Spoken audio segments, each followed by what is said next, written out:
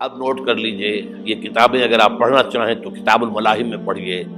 بدترین عذاب عربوں پر آیا کھڑا ہے، سروں پر تنا ہوا ہے، بدترین۔ ایسی جنگ ہونی ہے الملحمۃ العظمیٰ، جس کو کہ میں بھی آپ کو گواہی پیش کر دوں گا، جسے کہا گیا ہے دی لاسٹ کروسیڈ۔ بش نے بھی کروسیڈ کا لفظ بول دیا تھا، پھر واپس لیا اس نے۔ نکل جاتی ہے جس کے منہ سے سچی بات مستی میں، فقیہ مصلحت بین سے اور ہندے بادہ خار اچھا، کروسیڈ کہہ کر پھر واپس لیا۔ یہ کروسیڈ،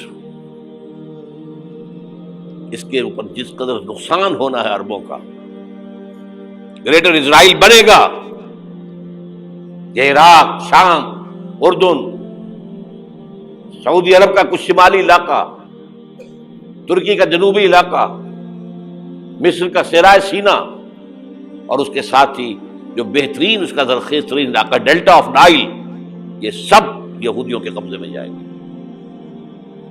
اس کو حدیث میں کہا گیا الملحمۃ العظمیٰ۔ عیسائی 80 علم لے کر اے مسلمانوں تم پر حملہ آور ہوں گے، اور ہر علم کے نیچے 12,000 فوج ہوگی، 9.5 لاکھ فوج۔ یہ نیٹو کی تیاری کس کے لیے ہو رہی ہے؟ جب یو ایس ایس آر کا خاتمہ ہوا تو پوچھا گیا تھا نیٹو چیف سے، اب کس لیے؟ تمہارا وہ دشمن تو ختم ہو گیا، اب ہمیں اسلامک فنڈامنٹلزم سے نمٹنا ہے۔ وہ جانتے ہیں خطرہ یہی ہے، اب اسلام ابھر سکتا ہے، مسلمانوں کے سینوں کے اندر وہ آگ ہے، اوپر خاکستر آ گیا ہے، تمہیں اٹھانا بیٹھنا، یہ اندر تو انگارہ ہے، اوپر سے راکھ ہے، اس سے دھوکہ نہ کھا جانا ان کے دلوں کے اندر۔ اور بش نے کہا تھا مسلمان چاہتے ہیں کہ ہسپانیہ سے لے کر انڈونیشیا تک نظام خلافت قائم کریں، اور میں حیران ہوا تھا کہ اس کمبخت کو ہسپانیہ کا خیال کیسے آ گیا؟ ہمیں تو کبھی آتا ہی نہیں، اب ہم تو بھول گئے، وہ تو 500 برس پرانی بات ہے جبکہ وہاں سے ہمیں نکال دیا گیا تھا۔ اگرچہ اقبال نے کہا تھا ہے ارض فلسطین پہ یہودی کا اگر حق، ہسپانیہ پر حق نہیں کیوں اہل عرب کا؟ ہسپانیہ میں تو 800 سال حکومت کی مسلمانوں نے، اور ابھی 500 برس سے گزرے ہیں نا۔ یہودی تو ارض مقدس سے 2000 سال نکالے گئے، انہیں لا کے آباد کیا گیا، عربوں کے سینے میں خنجر پھونک دیا گیا۔ وہ چھوٹا سا ملک جو چاہتا کرتا، کوئی پوچھنے والا نہیں۔ امریکہ جیسے اپنے بیٹے کی حفاظت کرے ویسے کرتا ہے اس کی۔ اور حضور نے فرمایا ہے وہ جنگ جب ہوگی تو ایک باپ کے اگر 100 بیٹے ہوں گے تو 99 ختم ہو جائیں گے، ایک بچے گا۔ یہ حدیث ہے، حدیث ہے صحیح۔ اور آپ نے فرمایا ویل للعرب من شر قد اقترب، عربوں کے لیے ہلاکت ہے، عربوں کے لیے بربادی ہے اس شر سے جو قریب آ چکی ہے۔ اور آج جس طرح انہوں نے ان کی تہذیب کو اختیار کر لیا ہے، دبئی جا کر دیکھیے، بدترین مغربی معاشرہ جو ہے وہ دبئی کے اندر ہم نے قائم کر کے دکھا دیا۔ اب سعودی عرب اس راستے پر بڑھ رہا ہے۔ اور اس کے بعد نمبر 2 پر جو ہے ہم پاکستانی ہیں، لیکن میں اس کے وہ پہلی بات جو کہہ رہا ہوں وہ تو یقینی ہے، اس میں تو احادیث صحیحہ موجود ہے۔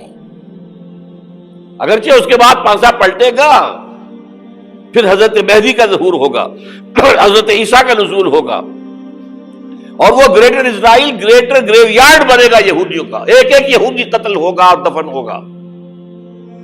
یہ بات میں ہونا ہے، میں پہلی بات پر فرض کر رہا ہوں۔ وہ پانسا پلٹے گا جب پلٹے گا، ابھی جو سامنے ہے وہ کیا ہے؟ جس ملحمۃ العظمیٰ کہا حضور نے، جسے آرمگیڈون کہتے ہیں عیسائی۔ آرمگیڈون کی اگر کہیں جا کر آپ دیکھیں گے، آپ ڈکشنری میں مانی تو کیا لکھا ہے؟ A very big war which will be fought between the forces of evil and good before the end of this world۔ اس دنیا کے خاتمے سے پہلے خیر اور شر کی قوتوں کے درمیان بہت بڑی جنگ ہوگی۔ ارمجدون اسے کہتے ہیں عربی میں، اور آرمگیڈون اسے کہتے ہیں انگریزی کے اندر۔ اور یہ بائبل کی آخری کتاب کے اندر ہے، جو اس میں کہ مکاشفات یوحنا، ریولیشنز آف سینٹ جان. یہ تو میں کہہ رہا ہوں یقین کے ساتھ، اور زیادہ دور نہیں ہے، آیا چاہتا ہے. اس لیے کہ یہودیوں کا اور عیسائی جو کنزرویٹوز ہیں، نیو کنزرویٹوز، ان کا 5 نکاتی ایجنڈا ہے متفق علیہ، جس کے تحت کہ یہ جنگ صلیبی شروع کی گئی ہے. تو سن لیجئے آپ. آرمیگیڈون نمبر 1، گریٹر اسرائیل قائم ہو جانا اس کے نتیجے میں نمبر 2، مسجد اقصی اور قبۃ الصخرہ کو گرانا نمبر 3، وہاں تھرڈ ٹیمپل، وہ مسجد جو حضرت سلیمان نے بنائی تھی 1000 قبل مسیح میں، پھر برباد کی تھی نبوکدنضر نے، دوبارہ بنائی گئی، پھر دوبارہ ختم ہوئی 70 عیسوی تک گری پڑی ہے. ان کا خانہ کعبہ گرا ہوا ہے 70 عیسوی سے لے کر آج تک. ایک دیوار ہے ویلنگ وال، جہاں جاتے ہیں، روتے ہیں، پیٹتے ہیں، ماتم کرتے ہیں، وہاں وہ بنے گا تھرڈ ٹیمپل. اور نمبر 4، اس میں لا کر رکھا جائے گا تخت حضرت داؤد کا. یہ تخت کہاں ہے اس وقت؟ یہ لندن شریف کے اندر، جو ان کی پارلیمنٹ کا جو چرچ ہے، ویسٹ منسٹر ایبے، اس میں رکھا ہوا ہے. ایک پتھر تھا جس پر بٹھا کر حضرت داؤد کی تاج پوشی ہوئی، پھر حضرت سلیمان کی ہوئی، پھر وہ پتھر رکھ دیا گیا جب حضرت سلیمان نے بنایا ہیکل مسجد اقصی، وہاں رہا وہ. ہر بادشاہ جو تھا یہودی اسی کے اوپر بٹھا کر اس کی تاج پوشی ہوتی تھی. سن 70 میں ٹائٹس نے گرایا اسے، ہیکل کو، وہ پتھر لے گیا، وہاں سے روم گیا، روم سے آئرلینڈ گیا، آئرلینڈ سے اسکاٹ لینڈ آیا، اسکاٹ لینڈ سے انگلینڈ آیا، اور اب وہ رکھا ہوا ہے 14ویں صدی عیسوی سے آج تک. وہ ویسٹ منسٹر ایبے میں رکھا ہوا، ایک کرسی کی سیٹ میں اسے بنا دیا گیا ہے تخت کی شکل میں. اب انگریزوں میں کوئی ملکہ ہو، کوئی بادشاہ ہو، جس کی بھی تاج پوشی ہونی اس میں ہو، یہ لا کر رکھا جائے گا تھرڈ ٹیمپل میں. اور اس پر یہودیوں کے خیال کے مطابق ان کا مسیحا آئے گا جو مسیح دجال ہوگا. عیسائیوں کے خیال کے مطابق حضرت عیسیٰ آئیں گے، وہ ہمارا بھی خیال ہے حضرت عیسیٰ آئیں گے علیہ السلام. بہرحال یہ تو بعد کی باتیں ہیں نا. اس وقت جو میں عرض کر رہا ہوں، عربوں پر بہت بڑا عذاب، اور پاکستان کا معاملہ البتہ یہ ہے، میں یقین سے نہیں کہہ سکتا. ہینگنگ ان دی بیلنس، ہو سکتا ہے اللہ تعالیٰ ہم پر رحم فرمائے، ہو سکتا ہے، اگرچہ اس کی کچھ شرائط ہوں گی. چمن کے مالک اگر بنا لیں موافق اپنا شعار، اب بھی چمن میں آ سکتی ہے پلٹ کر چمن سے روٹھی بہار، اب بھی ہو سکتی ہے. اور یہ بھی ہو سکتا ہے کہ اللہ تعالیٰ نے معجزانہ طور پر ہمیں ملک دیا، ہم نے اللہ سے بدعہدی کی، وعدہ خلافی کی، غداری کی، لہذا سزا دی جائے اور ہم سے یہ ملک چھین لیا جائے. It's just possible. دور نہ سمجھے، اسے انہونی بات نہ سمجھے. جو گھیراؤ ہو رہا ہے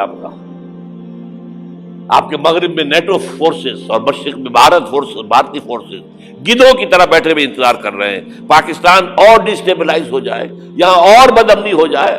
اب لاہور میں پھر آج دھماکے ہو گئے ہیں. 2 دن پہلے کا دھماکہ میں سہ کے آیا ہوا ہوں، آپ کے سامنے بیٹھا ہوں. وہ جانیں بچی ہیں جو ہماری اکیڈمی کا حشر ہوا، وہ تو میں آپ کو نہیں بتا سکتا. یہ سارا کیوں ہو رہا ہے؟ تاکہ یہاں بدامنی ہو جائے اور ہمیں جواز مل جائے. مغرب سے نیٹو فورسز داخل ہو جائیں، مشرق سے بھارتی فورسز آ جائیں اور ہمارے ایٹمی دانت توڑ کر اور پھر ہمیں بھارت کے سامنے ڈال دیا جائے. نو ڈو ایز یو لائک. یہ ان کا نقشہ ہے. ہوگا کیا وہ اللہ جانتا ہے، ہوگا وہ جو اللہ چاہے. لیکن اللہ کا چاہنا جو ہے وہ کس پر منحصر ہے؟ یہاں انقلاب برپا کرو، یہاں اسلام لاؤ. اگر دھندوں میں لگے رہو گے تو وہ خود بخود نہیں آ جائے گا انقلاب. صحابہ نے جانیں دی تھی، کتنی تکلیفیں اٹھائی تھی. 12 برس تک مکی دور کے اندر با نشہ درویشی در ساز و دمادم زن، جو پختہ شبی خدرا بر سلطنت جم سن. یوم طائف یاد ہے جو حضرت عائشہ فرماتی ہے کہ میں نے پوچھا تھا حضور سے کہ یوم احد سے زیادہ سختی بھی آپ پر کبھی آئی؟ یوم احد پر کیا ہوا تھا؟ تلوار کا وار پڑا تھا آپ کے چہرہ مبارک، یہ جو رخسار کی ہڈی ہے اس کے اندر وار گیا ہے، اوپر خود کی 2 کڑیاں تھیں وہ اس میں گھس گئیں، 2 دندان مبارک شہید ہوئے۔ وہ خود کی کڑیاں ایک صحابی نے اپنے دانتوں سے پکڑ کے کھینچنے کی کوشش کی، دانت نکل گئے، وہ نہیں نکلی، کیا جتن کر کے نکالی گئی ہوگی تو خون کا فوارہ آیا، اتنا خون گیا ہے کہ آپ بے ہوش ہو گئے، گر گئے، اور مشہور یہ ہو گیا کہ آپ کا تو انتقال ہو گیا، شہادت ہو گئی۔ یہ سیرت کبھی پڑھی ہے؟ حضرت عائشہ کے ہوش کا تو یہی دور تھا نا، یوم طائف میں جو آپ کی کیا تھی، بچی تھی، انہیں کیا پتا کیا ہو رہا ہے حضور کے ساتھ۔ 3 دن تک حضور مکے کی گلیاں اور وہاں کے اوباش لوگ پتھراؤ کر گئے تھے اس امید میں کہ شاید وہاں کا کوئی سردار ایمان لے آئے، تو یہاں تو ابو طالب بھی فوت ہو گئے، یہی دنیاوی سہارا تھا، خاندانی سہارا تھا ابو طالب کے ذریعے، اور گھر میں ایک دلجوئی کرنے والی رفیقہ حیات تھی، وہ بھی، ان کا بھی انتقال ہو گیا۔ آپ نے کہا یہ عام الحزن ہے، اب تو سب کو طے ہو گیا قریش کو کہ اب جیسے قتل کر دو انہیں، اسی لیے آپ گئے طائف، شاید وہاں کا کوئی بڑا سردار مانے ایمان لے آئے مجھ پر تو میں اپنا مرکز ادھر شفٹ کر دوں۔ تینوں سے ملے ہیں، تینوں نے وہ جواب دیے ہیں، نکل جاؤ یہاں سے، میں تمہارے ساتھ بات بھی کرنے کو تیار نہیں۔ اچھا، تمہارے سوا کوئی نہیں ملا تھا اللہ کو نبی بنا کر بھیجنے کے لیے؟ دیکھو جاؤ، میں بات نہیں کرنا چاہتا، ہو سکتا ہے میں بے عزتی کر بیٹھوں، اور واقعی تم اللہ کے نبی ہو تو میں مارا جاؤں گا، جاؤ جاؤ جاؤ۔ یہ سلوک محبت کے ساتھ ہوا ہے۔ اور پھر چھوکروں کو، اسٹریٹ ارچنز جنہیں آپ کہتے ہیں، اشارہ کیا، خبر لو ان کی، پتھراؤ ہو رہا ہے، ساتھ کوئی ہے ہی نہیں، ایک آدمی صرف، زید ابن حارثہ۔ اب سامنے سے پتھر آ رہے ہیں تو حضرت زید آگے آ جاتے ہیں، ڈھال بنتے ہیں، مجھے لگے پتھر حضور کو لگے، آپ پیچھے سے آ رہے ہیں، چاروں طرف سے تو ڈھال نہیں بن سکتا ایک شخص، جسم لہو لہان، خون جا کر جوتیوں میں جم گیا ہے، جوتی اتر نہیں دی۔ پھر وہاں سے واپسی پر جو دعا مانگی ہے، اللہم الیک اشکو ضعف قوتی وقلت حیلتی وہوانی علی الناس، اے اللہ تیری جناب میں فریاد لے کر آیا ہوں اپنے قوت کی کمی کا، اپنے وسائل کی کمی کا، اور جو ذلت و خواری ہو رہی ہے لوگوں کے سامنے، الا ملتقننی، مجھے کس کے حوالے کر دیا ہے، الا بعیدی یتجہمنی، یہ میرے اوپر ہجوم کر کے آ جائے، حملہ کرے، اور عدو ملکتا امرے، یہ دشمن کے حوالے میرا معاملہ کیا، جو چاہے کر دے وہ۔ لیکن پھر عبدیت غالب آتی ہے، ان لم یکن علی غضبک فلا ابالی، اللہ اگر تو ناراض نہیں ہے تو مجھے کوئی پرواہ نہیں، سر تقدیم خم ہے جو مزاج یاد میں آئے، مجھے اندیشہ یہ ہے کہ تو ناراض تو نہیں ہوگی۔ یہ تکلیفیں جھیلی ہے، سینکڑوں صحابہ نے جانوں کا نذرانہ پیش کیا ہے، احزاب کی جنگ میں فاقوں پر فاقے ہو رہے تھے، اور ان فاقوں کی حالت میں خندق کھودنے کا حکم ملا ہے، لوگوں کی کمریں دوہری ہو رہی ہیں، پتھر باندھے ہیں اپنے پیٹوں سے، اپنی چادروں کے ساتھ کس کر کمر دوہری نہ ہو جائے، اور جب صحابہ کدالیں چلا رہے ہیں تو کیا کہہ رہے ہیں، نحن الذین بایعوا محمدا علی الجہاد ما بقینا ابدا، اللہم لا عیش الا عیش الاخرہ۔ صحابہ کہتے تھے ہم وہ لوگ ہیں جنہوں نے محمد سے بیعت کی ہے کہ جہاد کرتے رہیں گے جب تک جان میں جان نکل جائے تو بات اور، جان ہے، چاہے ابھی بھوک سے کمر دوڑی ہوئی جا رہی، جان تو ہے۔ اور ایک دفعہ کہتے تھے اللہم لا عیش الا عیش الاخرہ، اللہ عیش، زندگی تو آخرت کی زندگی ہے۔ اور حضور فرماتے تھے، حضور کے بیٹھے ہوئے نہیں تھے گاؤں تکیہ لگا کر، پتھر اٹھا اٹھا کر خندق میں سے لے جا کر باہر پھینک رہے تھے۔ جب صحابہ کہتے ہیں اللہم لا عیش الا عیش الاخرہ، حضور فرما رہے ہیں فاغفر الانصار والمہاجرہ، اے اللہ ان انصار اور مہاجرین کی مغفرت فرما دو۔